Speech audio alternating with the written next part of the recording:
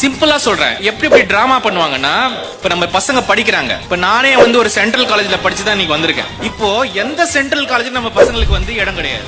எல்லாத்துக்கும் entrance exam, எல்லாத்துக்கும். IAS ஆனாலே யூபிஎஸ்சி எக்ஸாம் எழுத முடியாது, என்னாலே எழுத முடியாது. அந்த அளவுக்கு டஃப் பண்ணிட்டாங்க. சென்ட்ரல் யூனிவர்சிட்டி போனா அதுக்கு ஒரு என்ட்ரன்ஸ் எக்ஸாம். நம்ம குழந்தைங்க எங்கேயுமே சென்ட்ரல் யூனிவர்சிட்டி போய் படிக்க முடியாது. எல்லா இடத்துலயும் உழைக்கும் மக்களுக்கு ஒரு முட்டுக்கட்டை போட்டு அவங்கள மறுபடியும் அந்த படுங்குழியில தள்ளக்கூடிய ஒரு மாடல் தான் இவங்களுக்கு. அதனால இவர்களிடம் இருந்து நீங்க நாட்டை காப்பாற்றுவது, சமுதாயத்தை காப்பாற்றுவதெல்லாம் இருக்கட்டும், முதல்ல நம்ம குடும்பத்தை காப்பாற்றுவோம். எல்லார் வீட்லயும் குழந்தைகள், எல்லார் வீட்லயும் பேர குழந்தைகள் இருக்கும். எல்லாருக்கும் ஒரு கனவு இருக்கும்.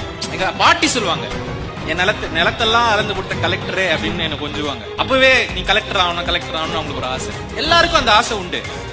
அப்போ நம்ம குழந்தைகளுக்கு குறைந்தபட்சம் நம்ம இப்ப எதுக்கு இதெல்லாம் பண்றோம்? குழந்தைங்களுக்கு தான் பண்றோம்.